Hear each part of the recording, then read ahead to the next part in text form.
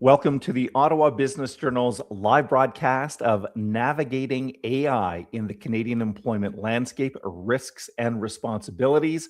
I'm Michael Curran from the Ottawa Business Journal. I want to thank you so much for joining us today and investing your time. We've got several hundred people registered with us here today. We're live on YouTube and LinkedIn. And listen, we're talking about the hottest topic in business and technology in boardrooms, in networking events this summer and beyond. We'll be talking about this subject. It's getting all the attention and for good reason. Artificial intelligence is rapidly becoming an essential tool in today's workplace. A lot of organizations are turning to AI to improve efficiency, to streamline operations, to enhance our decision-making. Arguably, AI adoption is the most talked about issue today in our workplaces, and it needs all of our attention and careful thinking. In OBJ's September issue that we're sending to press right now, we have an entire special report called Best Places to Work. And we're not only presenting our top 20 workplaces, but also asking them, and that's the theme, how they're focused on adapting and deploying AI. As AI becomes more integrated into our day-to-day business operations, employers must really give this some careful thought. They must navigate the legal, ethical, and operational risks that come with its use. In today's broadcast, you're going to learn about AI from three different perspectives, how the use of AI by employees is contributing to complaints, grievances, and workplace disputes. It's kind of powering some of that. And we'll talk about that with our guests. We'll talk about key liability areas arising from the improper use of AI technologies in your workplace. And we'll talk about practical strategies for employers regarding safety and effectively integrating AI in your operations. Well, we are so pleased once again to be turning to our friends, the legal experts from Emond Harnden LLP. Emond Harnden is a very well-known boutique law firm based here in Ottawa, but with other operations across the country. They specialize, of course, exclusively in management side labor and employment law. That makes them somewhat unique. The firm is a frequent contributor to these broadcasts. In fact, if you go to the OBJ YouTube channel, you'll see a whole library of employment law. And I'm eager to introduce here today's guest. He joined Emond Harnden in 2024 as an associate after completing his articles and working as a summer student with the firm. Please welcome Jordon White. Here comes Jordon. There he is. Hey, Jordon. Hey, how's it going? Good. I was thinking to myself, Jordon, whenever companies, law firms are going to talk about bleeding edge technology, they turn to the young people. The old guys like me had to shut up, and they say, "Okay, young people, you got to explain this to us. What the hell is AI?" Is that what's happening at Emond Harnden? They're turning to you, Jordon, and say, "Jordon, we really need your deep thinking on this because we don't know what the hell's going on." I guess so. And yeah, like you said, Michael, I mean, artificial intelligence has become so prevalent, especially over the last 2 years when ChatGPT kind of really hit the mainstream. And there's no signs of it slowing down. It's quite clear that there's lots of opportunities with artificial intelligence, but there's also a lot of reasons to be cautious. So that's really why we wanted to have this presentation and this discussion. We wanted to talk today just about how AI is being used in the workplace. And as you've already mentioned, we're going to identify some of the risks that we are seeing that are arising from the use of AI in the workplace. And stemming from that, we want to talk about some of the responsibilities that employers have and how employers can implement some best practices, at least from an employment law perspective, to mitigate some of the risks that we're seeing from the increased prevalence of AI in the workplace. That sounds awesome. In the prep, you and I were both reflecting on something. In a way, AI is a little bit like the pandemic in the sense that it is changing so quickly, like literally AI is changing on a day-to-day, week-to-week basis. So it's really important, I think, Jordon, for employers to stay up to speed on, yes, the technology and the efficiency and the automations and that, but equally right on the employment law side, like, wait a second, what is this going to do to our workplaces? Yeah, like you said, Michael, in the early days of COVID, it seemed like we were getting new guidance from all levels of government, and from varying courts and tribunals about what was and was not appropriate to do in the context of COVID. And we suspect that the continued prevalence of AI will create very similar challenges for employers. And we're already starting to see this. We have some thoughts about what potential liabilities can arise for employers, but really we're at the bleeding edge of this phenomenon still. And there's going to be more that comes up as time passes and as employees and employers continue to get their hands on this software and implement it in the workplace. So it's really important to stay on top of these developments, and also continue to get the most up-to-date guidance on how to address these issues that come up as they come up. Yeah, it's still early days, but there have been some legal decisions. You'll reference them later in our broadcast. Jordon, as always, and for our audience, we've broken today's show down into 3 topics to make it really kind of digestible.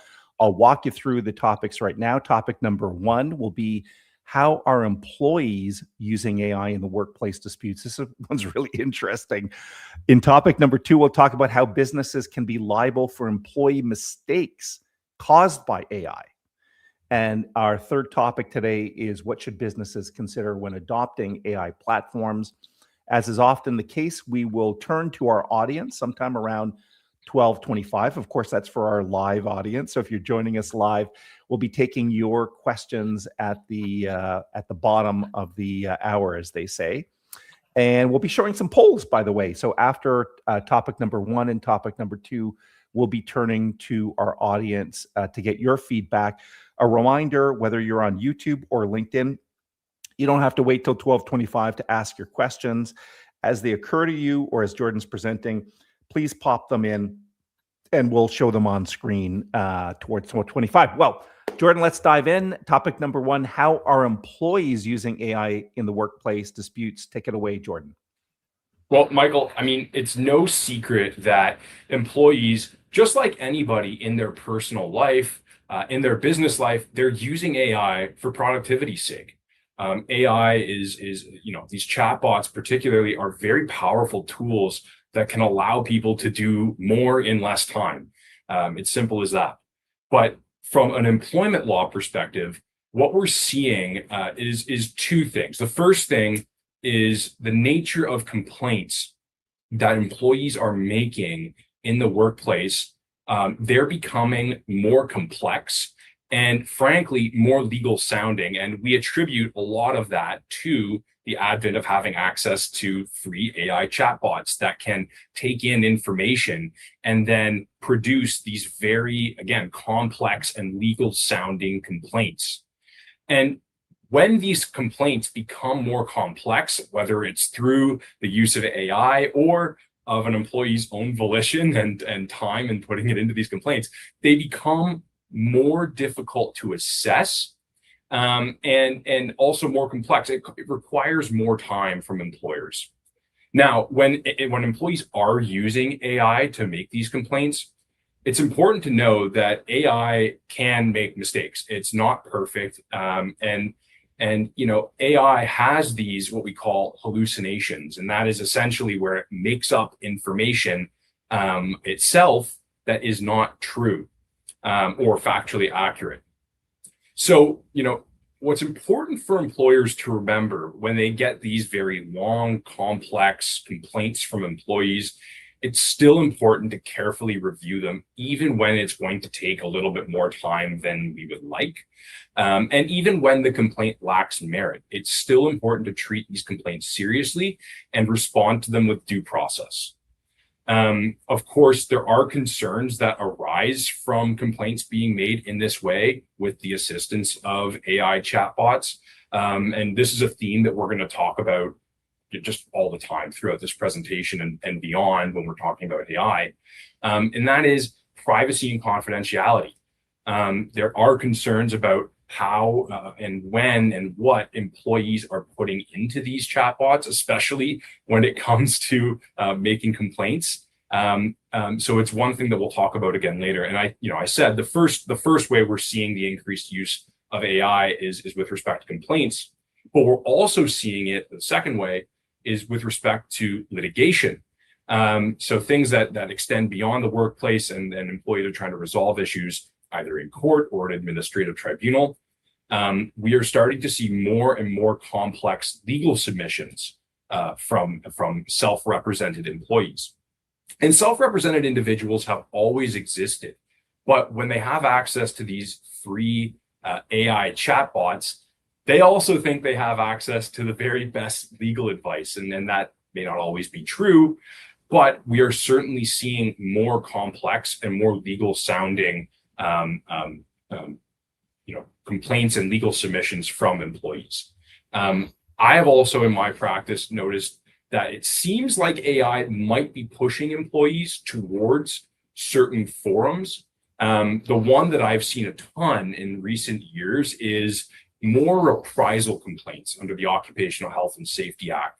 And it's not necessarily that there are meritorious reprisal complaints that are being made, but it almost seems like employees are being pushed to make a complaint at the Ontario Labour Relations Board under the Occupational Health and Safety Act for reprisal for a litany of different issues, whether it's a dismissal or a discrimination case. So another example of how AI is not always correct, that might not be the right forum, but just something we've noticed. So that's really what we're seeing in terms of the different ways that employees are starting to use AI, particularly in relation to workplace disputes. Yeah, I get the scenario, right? So as employers, we have employees. Sometimes those employees have a beef, and instead, or in the past, maybe the employee would, make their way to the HR department or, corner the boss at some point and say, "Hey, I'm not really good. I got a little beef here with the company." But to your point, Jordan, now it's not just I've got a little beef. They can sit there, stew on it, put it into AI, and start generating, whether it's accurate or not, or whether it's getting a good legal advice, but start generating very formal sounding letters with all these reasons. And that's what you're saying, Jordan. Like, it's going to become more complex for the leadership or HR department to respond to some of these things. Yeah, it'll certainly become more complex and potentially more challenging. And it may also result in the need to incur more legal fees defending these types of things. And it's important to do that still because there is liability that can arise if you failed to do so. But yeah, we're certainly starting to see it more and more. And I'm of the belief that AI is going to end up making employees more litigious. Yeah, I think it's undisputable. So that's a great way. That's topic number one. We're going to bring a little poll up here on screen. So for our live audience, again, you should now see a poll on screen. I will point out that if you want to respond to the poll, you only should enter the number. So like the number 1, the number 2, the number 3, number 4, no extra characters. So it's not like 1 period or #1. And we'll let these poll results play out here a little bit. So what we're asking you is, where's your organization in its AI journey? We've got a few people responding. Employees use it informally. Okay.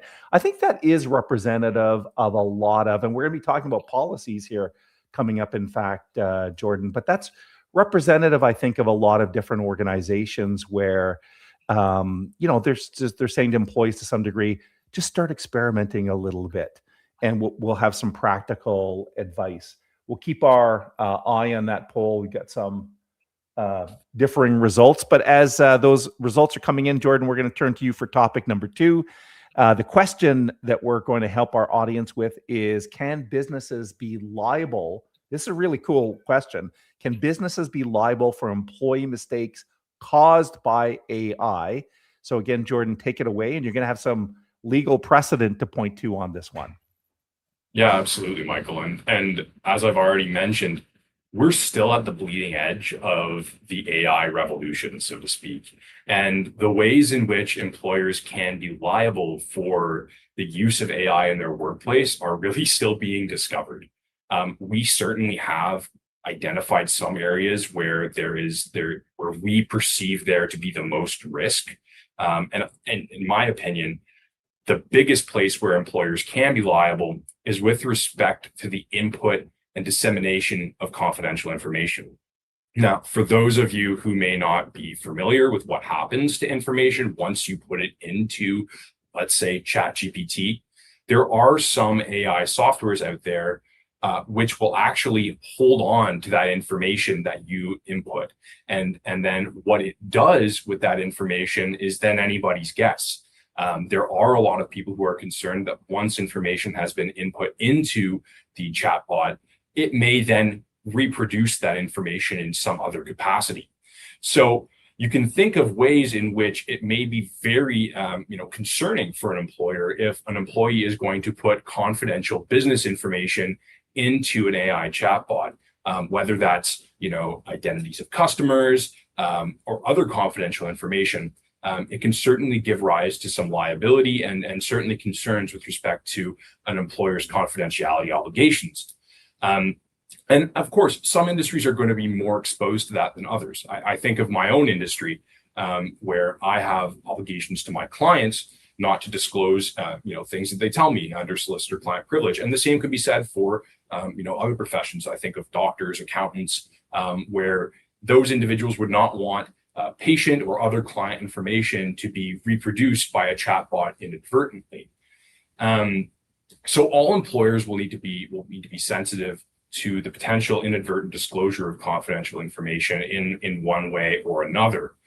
But another thing that employers need to be really mindful of when their employees are using AI is with respect to its reliability. As I mentioned before, AI has this feature where it will tend to hallucinate information that may not be accurate. So that could also give rise to potential liabilities. And there are two examples that we've shared and sort of reproduced on the screen here as to where liability can arise where AI is not being reliable.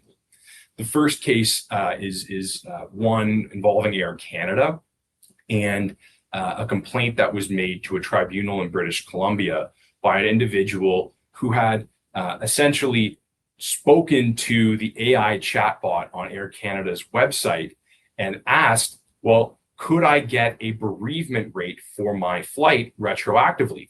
And the AI chatbot said, yes, you can. Unfortunately, that did not comply with Air Canada's policy on the matter. So of course, when the rate was not applied retroactively by Air Canada, the individual ended up complaining to this tribunal in British Columbia. And when they appeared before the tribunal, Air Canada said, well, we can't be responsible for information that's provided by an AI chatbot. This person should know better. Well, the tribunal disagreed and found that the chatbot was providing information on behalf of Air Canada through its website. And so the company was responsible for that information that was being provided to the customer. And the upshot of that, of course, was that Air Canada was liable to pay damages to this passenger plus their fees and interest. So it ended up being a more expensive issue for Air Canada than it originally needed to be. So that's one instance where this company is relying on AI, and it turned out that AI made a mistake, and the company was liable for that. It may not necessarily involve an employee per se, but you can think of situations where your employees may be relying on AI for information and then disseminating that information to customers, clients, regulatory authorities, whomever, and then that potentially raising liability issues for the company. Now, the second case that we've produced here on the screen hits closer to home for lawyers, for sure, and that is Coe and Lee. And in this case, a lawyer had drafted a factum, and in that factum, they had cited a number of authorities, as you tend to do in a factum. And it turns out some of those authorities were not real. And it turned out that those authorities were hallucinated by AI. So basically made up cases that did not exist. And of course, this was a very big deal in the legal community the court ended up ruling that the lawyer was responsible for that error, and they ended up having to appear before the court and basically explain why they should not be held in contempt of court for this error. So again, an instance of AI not necessarily being reliable, and we're not seeing this yet in the workplace. None of these decisions have arose in the case, or have arose, I should say, in the case of an employee disseminating false information through AI, and that could have employment consequences. But it's coming. It's bound to happen. And these are just some cautionary tales and instances that employers should definitely be aware of as AI is becoming more prevalent in their workplace. Great points here. Once again, Jordon, two thoughts popped to mind. The first, as you started talking about the risks of sharing information, data with AI agents. I think, and I'm not a technical expert here, and we're not going to get into this topic, except to say if employees are using a free version of AI, that's particularly a risk you should be thinking about. So some of the corporate memberships to these or subscriptions to these AI can be different. The other thing was we did a chatbot at OBJ, and it's interesting when I'm thinking about what you had on screen here.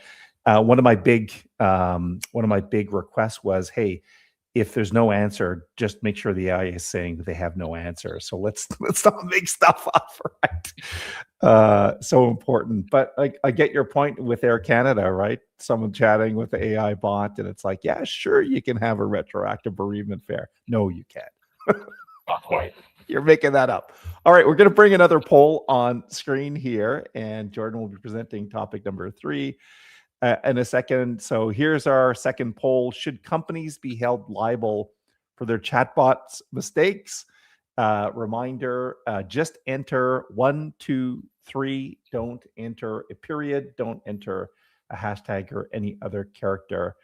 And yeah, it looks like the early sense is that yes, people should be liable. Uh-oh.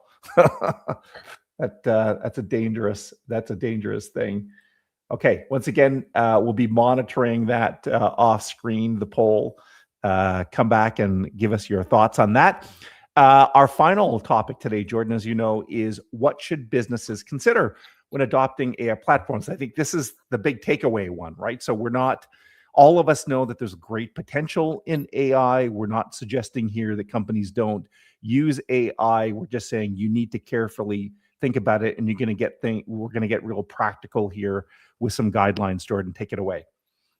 Yeah, for sure. And I think the first thing that you're going to want to consider is, what does the law say, right? And this is an issue that is not heavily legislated yet. We have just started to see the first sort of legislative amendments come into effect that deal with AI in the workplace. For instance, the Employment Standards Act in Ontario was amended and these amendments came into effect on January 1st this year. And it basically states that if an employer is using AI to screen, assess, or select applicants in the hiring process, then the employer actually must disclose the use of AI in the job posting itself. The other, that's sort of the first and really only legislative development so far. The federal government has also announced that they are going to implement, and they're in the process of implementing, a national strategy on artificial intelligence. So what that signals is that we are bound to see more amendments. Certainly to the Canada Labor Code, I imagine there will be some there. And I suspect other provincial governments will follow suit to what Ontario has done, and there will be more regulations and guidelines that employers must follow, both federally and provincially. Again, another consideration that we've reiterated throughout this presentation is privacy and confidentiality. Of course, being cognizant that some AI companies, not all, but some, are going to retain the input into their models. So, when you're implementing this AI software, it's important to know, is this information that our employees input, is that going to be retained? Is it not going to be retained? And that's really going to inform what sort of policies, procedures, and other safeguards that employers put in place as AI becomes adopted in their workplace, and of course, if it becomes adopted in their workplace. And of course, any policy is also going to address the need to make sure that confidential information is not inputted into AI systems. You'll also see that we've made mention on this slide of agentic AI tools. Again, I don't want to get into the nuts and bolts of AI and different types of AI, but agentic AI is essentially a software that can perform tasks with limited to no supervision. So again, it'll just be important for employers to understand what kind of AI tool are we using, what is it capable of, and where are the potential risk points that we might need to address either through a policy or training or other measures. Another thing that employers need to be aware of is that, well, AI is basically a compilation of these data sets that get pulled from humans and human data. And those data sets can reflect social, historical biases. And when we use AI, it may reproduce those biases. So as an employment lawyer whose job is to assess risk in the workplace, the first thing that comes to my mind is if an AI software is going to do things in a potentially biased way, do we want to use that in hiring processes? Do we want to use that in other workplace, decision making? Because if we do, and it is implementing biases, and we follow those biases, it could give rise to potential human rights and other employment liability. So another thing for employers to be cognizant of. So again, what do we do about this? And we've put a lot of thought into what employers can do to address some of these risks that stem from the use of AI in their workplace. And as I've already said, one of the things you're going to want to do is consider, how are we going to use AI in our workplace? How do we want it to be used in our workplace? And once you've identified how you want it to be used, you can also identify, how do we not want it to be used? What do we not want to have happen? And once you have those two lists, you can start putting together your policies and procedures, of course, with the assistance of external legal counsel if necessary. And you can formalize those policies and procedures to help mitigate some of the risk. You should also likely consider how you want to train your employees, if at all, on how to use and when to use AI, so that they can do that in a manner that is consistent with their policies. So those are the main takeaways for right now. Like I said, this is a developing area of potential legal exposure that we are going to continue monitoring, and the guidance is going to change and evolve over time as we start to learn what the limitations of AI are, and more importantly, how it is being used in the workplace and how we can address the risks that stem from that usage. Well done. That's a great third topic. We're going to transition right away because there's a natural segue, and I'll give a shout out here on screen to H.E. Williams 75. I can relate to this, and it's, by the way, this is a very tough question to answer, Jordon. But I think you just said something a minute ago that was very practical and real world. But the audience member is saying, we have a policy in development, but AI is changing so quickly that it needs constant revision, causing delays in moving it forward. What's the best practice? One thing that you just said, Jordon, that I really liked, and again, is very real world, is make a list of what your employees, what you want employees using AI for and what you don't want them for. Would that be a common sense place, Jordon, to start in thinking about a policy? Yeah, it certainly is. And in terms of policy drafting, especially in an area like this where so much is subject to change, it is often a fine balance between being specific enough that you can really convey to your employees what they can and cannot do, but while also leaving sufficient room for management to have some latitude to make changes.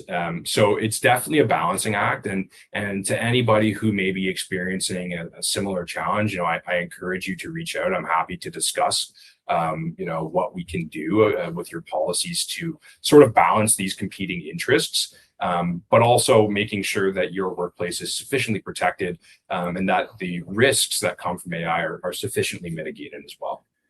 And I would think, I'm not an expert in your field, Jordan, but I would think it's better to have some type of policy than none, Yeah. right? So understanding that you're going to probably need to check in with a bunch of professional service advisors, whether it's your law firm, your accounting firm, but this is probably going to be something that's on your kind of to-do list every 3 months or 6 months is let's just take a look at that guideline and update it again. Yeah, and I think it's the same with all policies. You want to make sure you're reviewing them regularly for compliance with the applicable legal, standards or rules that are in place, because employment law, especially, is an area of the law that's changing all the time. Recently we got a very favorable decision from the Ontario Court of Appeal with respect to the enforceability of termination clauses in employment contracts. That's been an ongoing battle, and I expect that the use of AI in the workplace is going to be very similar, hopefully more favorable for employers, but yeah, definitely one that is going to evolve. So always a best practice to be reviewing regularly our policy suites and making sure that they're in compliance with the most recent laws. Good stuff again. We're in the final stretch here, but I wanted to dig into something you mentioned, and I think we've referenced it in past broadcasts too. And again, I think this is a very real world example where you need to be careful with AI. So the scenario is an employer is recruiting, they put a job posting up on Indeed. They're flooded often, right? Like with dozens, if not hundreds of applications, Jordan. So what do you do these days? Oh, let's just download all this stuff, put it into AI and tell AI to pick the right candidate for me. So let's just touch on that again, because and you referenced it, but to reiterate, companies need to disclose today when they're using AI in the recruitment process, correct? Correct. So that's a new amendment to the Employment Standards Act in Ontario. So that'll apply to all employers in Ontario. If you're going to be using AI in the hiring process, whether it's to screen, assess, or select applicants for a position, then that must be disclosed in the job posting. So there would have to be a note in the job posting which states that you are using AI in the hiring process. So yeah, absolutely something for employers to be aware of. Particularly in what is a fairly competitive job market right now across the board. Unemployment being up, lots of people looking for jobs right now. It's understandable that many employers are turning to AI software to help them in the selection process, but it is important to be aware of this new legislative amendment and how it can potentially impact your hiring process. Yeah. Yeah, yet another thing to look into and make sure you're adhering to that legislation. We're at full time, so Jordan, we're going to move to our takeaways, and we'll throw a screen up here, throw a slide on screen here. Give us a sense of what 3 things I think that people should be keeping in mind as we wrap this show up. Well, I'll try to keep it to 3 things, Michael. But like I've said, we're still at the bleeding edge of AI technology and how it's reshaping workplaces. There is certainly more to come in terms of the potential risks and liabilities that can arise, and also how employers are allowed to use AI in the workplace. As we've discussed, the misuse of AI can certainly create liability for employers. And because of this, even when we are implementing AI into our workplace, we certainly want to make sure that human oversight is still a part of the process. And I think, Michael, the biggest takeaway for employers is that they want to be thinking about how they want AI to be used, if at all, and how they don't want AI to be used. Once you know those 2 things, you can start to establish the necessary guardrails to mitigate any risks that can arise.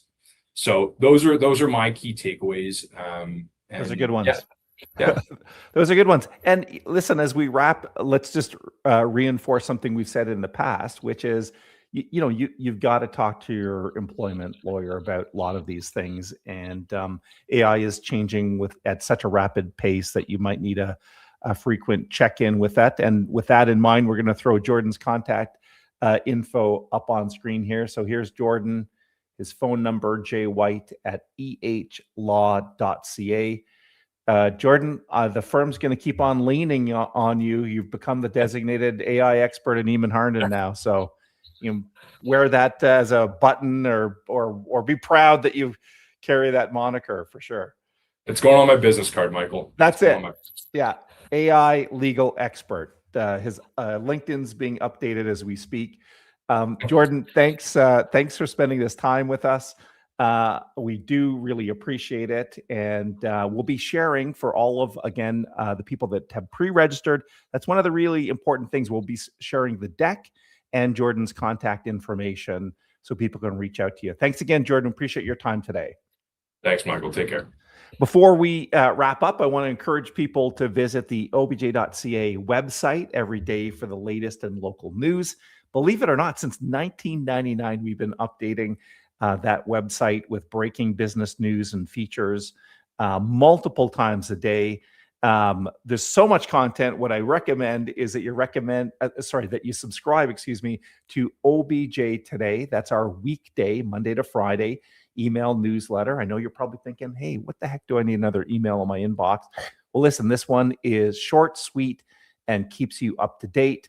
If you're not doing so, please follow us on LinkedIn. I think we're somewhere in the 44,000 range. So that's a great way of getting your local business news.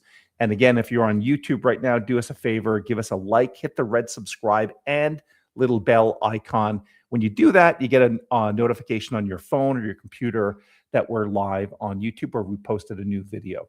We appreciate all of you coming out and learning more about AI and its adoption and some of the risks that it brings, and so that we keep an eye on it. We hope to see you real soon. Bye-bye, everyone. Cheerio.